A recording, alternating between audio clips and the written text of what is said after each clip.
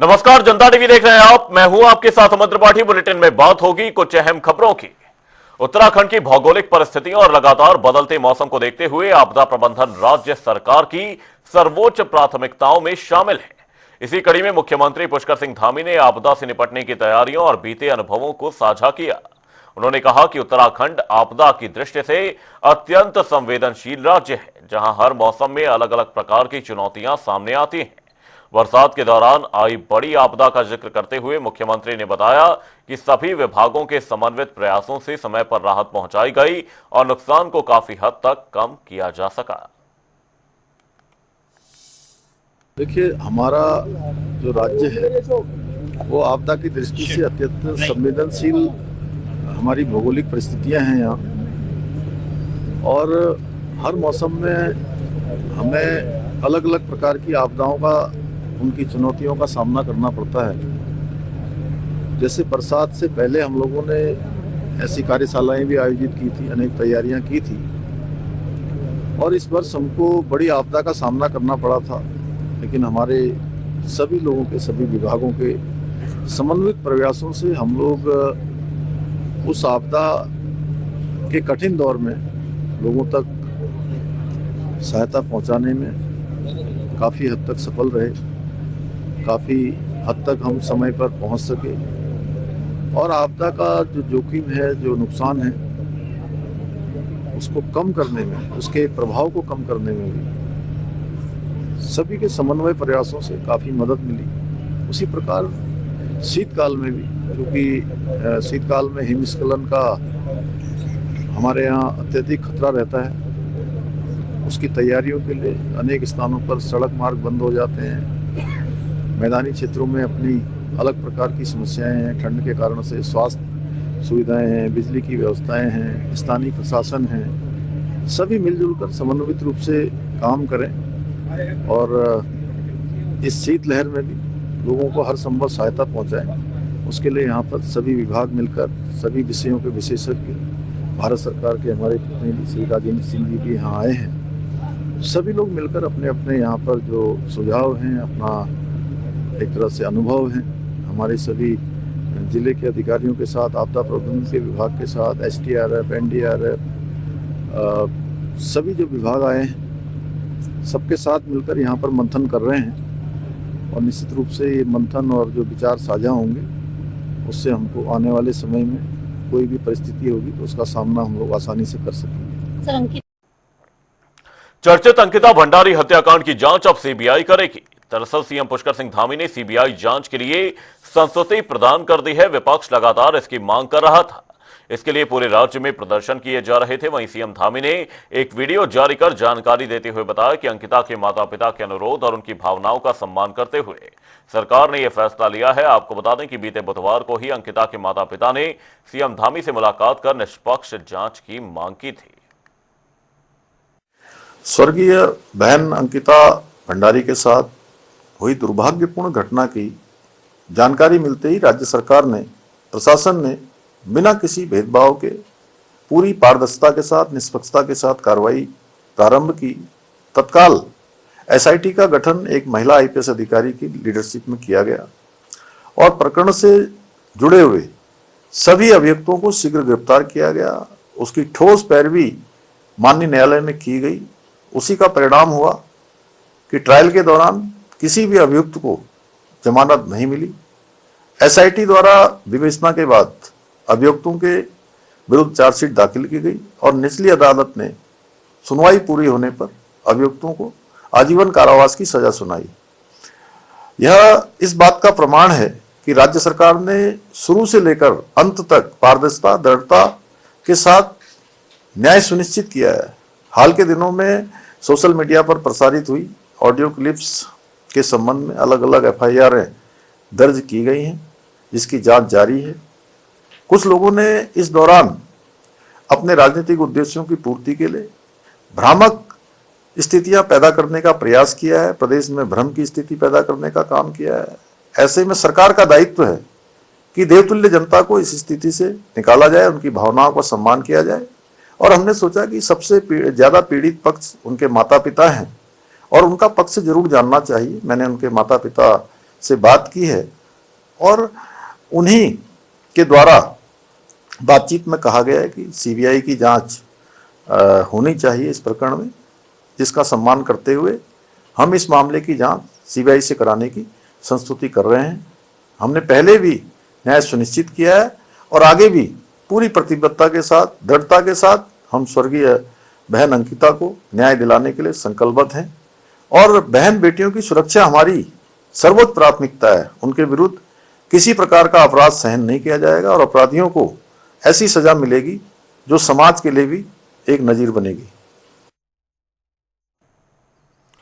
देहरादून में अंकिता भंडारी हत्याकांड में मुख्यमंत्री पुष्कर सिंह धामी ने सीबीआई जांच की संस्तुति कर दी है। फैसले के बाद सियासी बयानबाजी तेज हो गई है। बीजेपी प्रदेश अध्यक्ष महेंद्र भट्ट ने कहा कि सीबीआई जांच से सच्चाई सामने आएगी और कोई अपराधी नहीं बचेगा। वहीं कांग्रेस प्रदेश अध्यक्ष गणेश गुर्दियाल ने कहा कि सीबीआई जांच से सरकार ने अपनी गलती मानी है और जांच न्यायिक निगरानी में होनी चाहिए।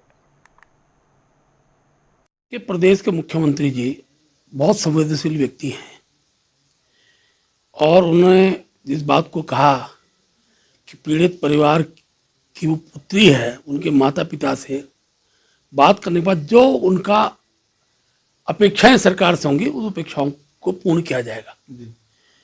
और आज माननीय मुख्यमंत्री जी ने उस परिवार की इच्छा अनुसार इस पूरे प्रकरण की सीबीआई जांच के निर्देश दे दिए हैं। मैं मुख्यमंत्री जी का आभार व्यक्त करता हूं और प्रदेश की जनता से अपील भी करता हूं कि भारतीय जनता पार्टी की सरकार हमेशा जन भावनाओं के अनुसार निर्णय लेती है और सीबीआई जांच के बाद दूध का दूध पानी का पानी होगा। वैसे मुझे कहते हुए मैं कह सकता हूं इस बात को कि आज भी अपराधी जेल की सलाखों के अंदर है और कोई भी अपराधी कभी भी भारतीय जनता पार्टी के साथ बचने का न तो कोई सुन सकता है और ना इस प्रकार की कोई कल्पना भी कर सकता है कि भारतीय जनता पार्टी शासन में कोई अपराधी छूट जाए। सरकार ने सीबीआई जांच की मांग को मानकर निश्चित रूप में साबित किया कि अतीत में सरकार ने गलतियां की हैं। फिर भी ये प्रदेश के उन तमाम लोगों के संघर्ष का परिणाम है जो अंकिता भंडारी के लिए सीबीआई जांच की मांग कर रहे थे। उनके माता पिता के सब्र का और संघर्ष का परिणाम है। तमाम राजनीतिक दलों के संघर्ष और सब्र का परिणाम है। सामाजिक संगठनों के सब्र और संघर्ष का परिणाम है और कांग्रेस के भी संघर्ष का परिणाम है। सबके संयुक्त संघर्ष का ही परिणाम है कि ये सीबीआई जांच सरकार ने आदेश दिया है। लेकिन ये सीबीआई जांच हमने कहा है कि इसको देखना बाकी होगा कि क्या इसमें सुप्रीम कोर्ट या हाई कोर्ट के किसी माननीय न्यायाधीश को इसकी देखरेख का जिम्मा सौंपा गया है कि नहीं है। ये बहुत महत्वपूर्ण बात है। हमारी मांग ये है कि ये सुप्रीम कोर्ट या हाई कोर्ट के माननीय किसी जस्टिस महोदय की देखरेख में ही इस जांच आदेशित हो। हम ये मांग करते हैं।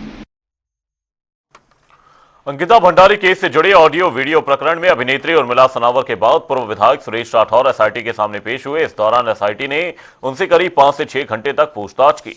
पूछताछ के बाद राठौर ने कहा कि उन्होंने सभी तथ्य जांच एजेंसी के सामने रख दिए हैं, आरोप निराधार हैं और जरूरत पड़ने पर वे जांच और न्यायालय में भी पूरा सहयोग करेंगे।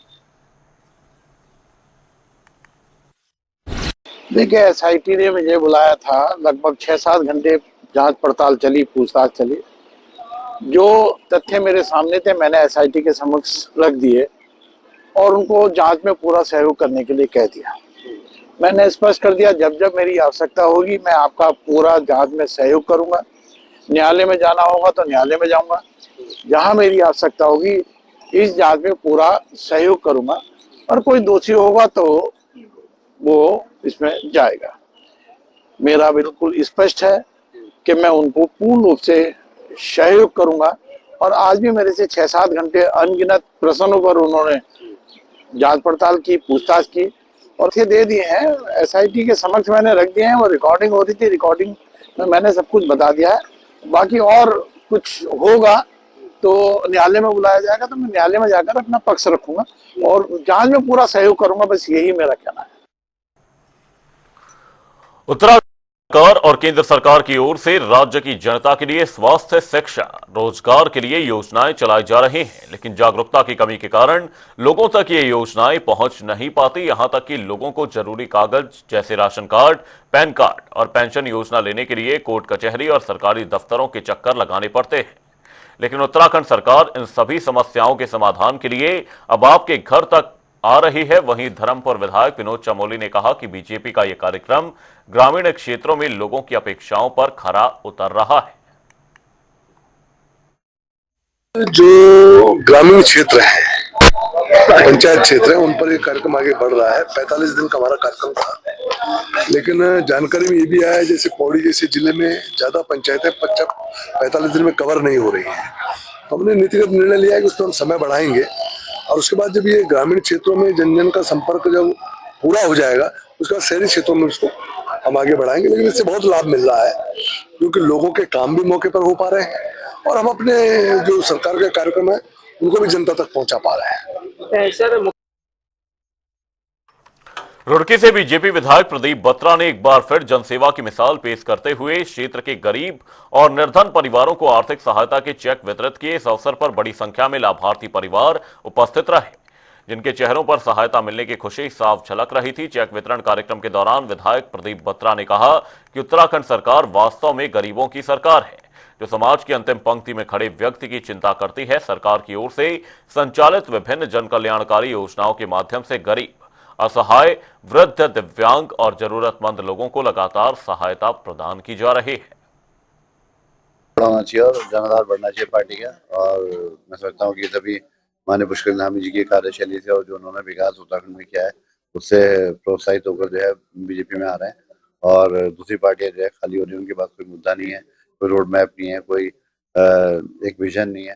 तो हमारी सरकार के पास विजन है, एक रोड मैप है और लगातार जो प्रदेश को आगे बढ़ा रहे हैं। आज देश में उत्तराखंड का नाम हो रहा है, उसको देखते हुए सभी लोग भारतीय जनता पार्टी में आ रहे हैं और सबका स्वागत है। रूप से बहुत मजबूती मिलेगी। जब परिवार बड़ा होता है तो ताकत बनती है और मैं समझता हूँ कि अच्छे काम होते हैं और एक दिशा मिलती है पार्टी को। रूप से बहुत लोग संपर्क में हैं और बहुत लोग पार्टी ज्वाइन करने के इच्छुक हैं और पार्टी में आना चाह रहे हैं और सभी लोगों को संगठन से बात करी जाएगी, भारतीय जनता पार्टी में लाया जाएगा।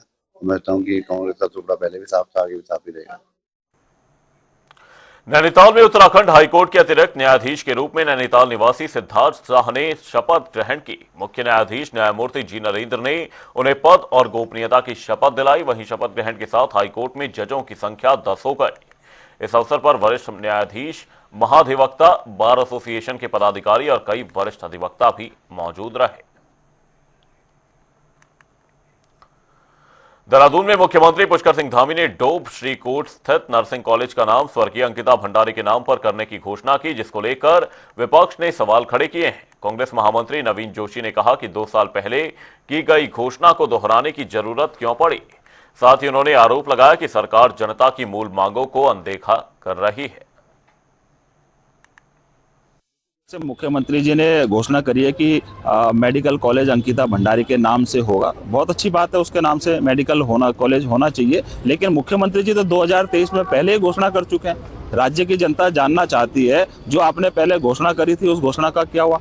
आज जिस प्रकार से पूरे प्रदेश के अंदर अंकिता भंडारी को न्याय देने के लिए आंदोलन चल रहा है, तो भारतीय जनता पार्टी उससे घबरा चुकी है। वो उनके जो पूर्व विधायक हैं, उनकी धर्मपत्नी हैं, उनके वीडियो पूरे सोशल मीडिया में चल रहे हैं। वो नाम लेके बता रहे हैं कि वीआईपी कौन है, लेकिन भारतीय जनता पार्टी के नेता आज भी वीआईपी मानने से मना कर रहे हैं। तो आप भारतीय जनता पार्टी में हम लोग क्या विश्वास कर सकते हैं। इन्होंने जब मुख्यमंत्री जी ने कहा था कि उनके परिजन मिलेंगे, जो भी जांच की वो मांग करेंगे हम उस जांच को करेंगे, तो उनके पिताजी का अंकिता भंडारी जी के बयान पूरे प्रदेश के अंदर चल रहा है, सोशल मीडिया में भी देखने को मिल रहा है, उनका वीडियो आ रहा है, वो नाम ले रहे हैं वीआईपी का और सीबीआई जांच की मांग कर रहे हैं। तो मुख्यमंत्री जी मौन क्या है, उनसे मिल चुके हैं आप, तो उसमें सीबीआई जांच की आप क्यों नहीं संस्तुति करते।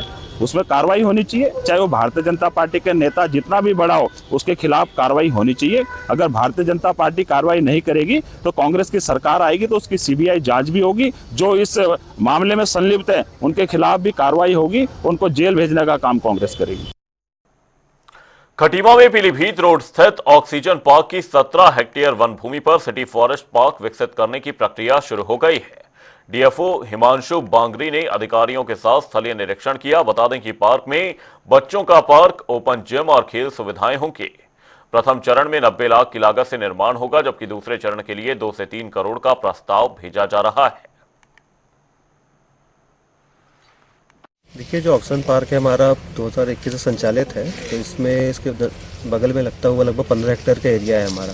तो इस पूरे ही एरिया को एक हम भव्य लगभग 17 हेक्टेयर के सिटी फॉरेस्ट के रूप में डेवलप कर रहे हैं, तो उसी के क्रम में जो फेज़ 1 के जो हमारे कार्य हैं वो हमारा टारगेट है कि 31 मार्च से पहले पूर्ण किए जाने हैं। तो उसी की तैयारी के संबंध में आज स्थलीय निरीक्षण किया जा रहा है, जिसमें कि कौन सी हमारी गतिविधियां हैं, किस स्थान पे प्लेस होंगी हमारे मास्टर लेआउट प्लान के हिसाब से, उसका आज स्टडी किया जा रहा है। इसके साथ ही इसमें हमें टोयोटा की तरफ से CSR के माध्यम से भी कुछ चिल्ड्रंस झूले और जिम के इक्विपमेंट प्राप्त हुए हैं, तो उसकी भी प्लेसमेंट आज डिसाइड की जा रही है कि कहाँ वो झूले लगने हैं, जिससे कि जल्द ही ये सारे कार्य पूरे हो सकें और पार्क जो है आपका भव्य रूप में, नए रूप में आपका 1 अप्रैल से पहले ओपन किया जा सके।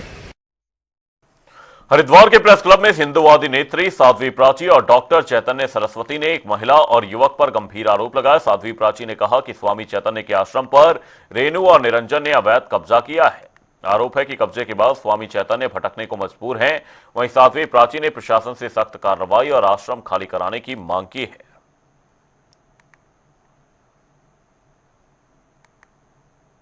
जो पूज्य स्वामी डॉक्टर महाचैतन्य जी महाराज का था, और आज से नहीं, मैं 40 वर्षों से जानती हूँ।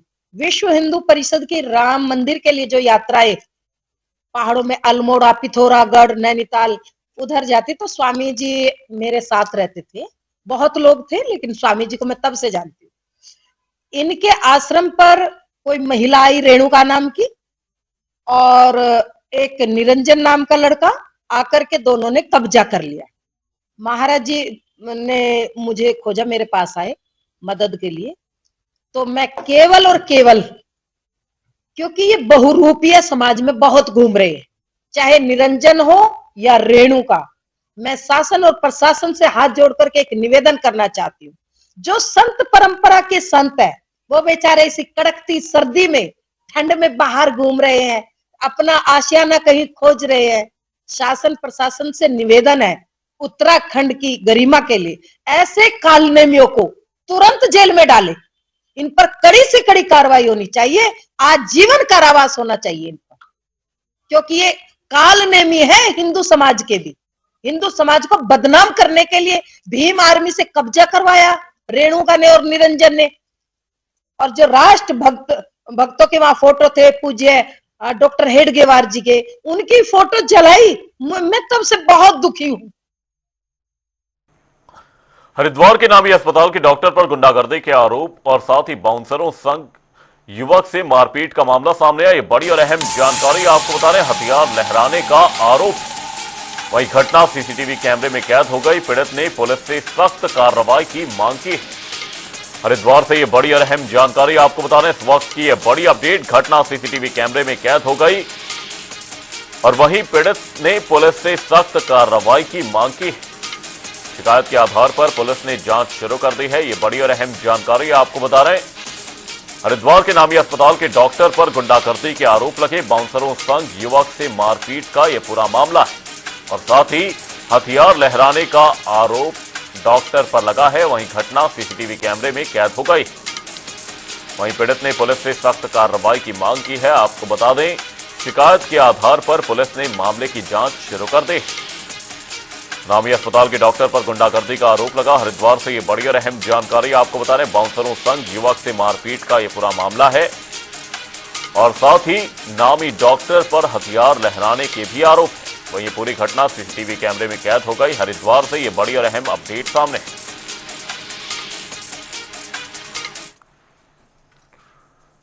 देहरादून में सिडको स्थित नील ऑटो कंपनी के पास तेंदुए की लगातार दस्तक से रुद्रपुर और आसपास के क्षेत्रों में दहशत बनी हुई है। सूचना पर विधायक शिव अरोड़ा वन विभाग और प्रशासन की टीम के साथ मौके पर पहुंचे। इस दौरान उन्होंने खेत में जाकर स्थिति का जायजा लिया और कहा कि जनता की सुरक्षा सर्वोपरि है, इसलिए तेंदुए के रेस्क्यू की कार्रवाई को ग्राउंड जीरो पर रहकर सुनिश्चित किया जा रहा है। कल से क्षेत्र में एक दहशत का माहौल बना हुआ था। Ashoka land, SIDCUL, Chhatarpur railway crossing एक बहुत ही मूवमेंट का एरिया, और वहां पे लगातार एक तेंदुआ देखा जा रहा था। जनता की डर को देखते हुए और कहीं पर किसी पर आक्रमण ना कर दे, इस चिंता को देखते हुए मैं आज स्वयं फॉरेस्ट डिपार्टमेंट के साथ, जिला प्रशासन के साथ, पुलिस प्रशासन के मौके पर गया और मौके पर पहुंचने के बाद थोड़ी ही देर में उस तेंदुए से हमारा आमना सामना हुआ। बड़ा कठिन समय था, बड़ा चुनौतीपूर्ण समय था उस समय, लेकिन हमने निर्णय लिया। तुरंत फॉरेस्ट डिपार्टमेंट को हमने निर्देशित किया और उस तेंदुए के रेस्क्यू का अभियान मेरे सामने मैंने स्वयं शुरू करा। लोगों ने मुझसे कहा, विधायक जी आपको जाने की क्या आवश्यकता है, लेकिन क्षेत्र की जनता की सुरक्षा का मामला हो तो विधायक पीछे नहीं रह सकता, हमारी सरकार पीछे नहीं रह सकती। पूरी सरकारी मशीनरी मेरे साथ इस क्षेत्र की जनता की सुरक्षा के लिए थी। मैंने अपील की थी कि उस क्षेत्र के लोग सावधानी रखें और किसी भी प्रकार से ऐसी स्थिति ना आए कि तेंदुआ उन पर आक्रमण कर दे और किसी भी मानव का या किसी पर आक्रमण करने के बाद चोट लगे या कोई दुर्घटना हो सके। लेकिन अब इस क्षेत्र की जनता को बताते हुए मुझे खुशी हो रही है कि वह अभियान जो आपके विधायक ने लिया था वो अभियान पूरा हुआ, वो तेंदुआ पकड़ा जा चुका है, उसका रेस्क्यू हम लोगों ने कर लिया है और वो तेंदुआ अब टांडा के जंगल में है। वहां पर कल पशु चिकित्सक उसकी जांच करेंगे। रुड़की जॉइंट मजिस्ट्रेट दीपक रामचंद्र सेठ की ओर से निर्वाचन से जुड़े कार्यों में बेहतर प्रदर्शन करने वाले बीएलओज को सम्मानित किया गया। एसआईआर कार्य में सराहनीय योगदान देने पर उन्होंने बीएलओ की प्रशंसा करते हुए कहा और साथ ही उनका हौसला भी बढ़ाया। साथ ही कुल 9 महिला बीएलओ और 1 पुरुष बीएलओ को पेन और डायरी भेंट कर सम्मानित किया गया। जॉइंट मजिस्ट्रेट ने कहा कि निष्पक्ष और पारदर्शी निर्वाचन प्रक्रिया में बीएलओ की भूमिका बेहद महत्वपूर्ण होती है और सभी ने पूरी निष्ठा और जिम्मेदारी के साथ अपने दायित्वों का निर्वहन किया है। उसके दौरान हमारा सभी बीएलओ अपना अपना क्षेत्र में हर घर जाके 2025 का आज के दिन का सूची है, उस मतदाताओं को 2003 के सूची से मिलान का कार्रवाई कर रही है। उसी दौरान सबसे अच्छा करने वाले सभी हमारा चारों विधानसभा में बीएलओ थे, उनको हमने किसने 1000 के आसपास और 100% तक लगातार कर रहे थे, उनको आज सम्मानित किया है ताकि बाकी बीएलओ को भी इससे उत्तेजन मिले और सभी लोग अपना प्रगति और लाए। और आपके माध्यम से मैं सभी मतदाताओं को यही कहता हूँ कि हमारा बीएलओ अपना घर में आ रहा है तो आपका घर पे आते वक्त जरूर आप 2003 का सूची में या अपना खुद का नाम या अपना पिता का या दादा का नाम हो, उनका भाग संख्या और क्रम संख्या साथ ही साथ कॉन्स्टिट्यूएंसी नंबर के साथ ये सूचना अपना बीएलओ को दे दे ताकि अपना बीएलओ ऐप में भी वो मैप करे और एसआईआर के टाइम में आपको ज्यादा दस्तावेज देने का और जरूरत ना पड़े।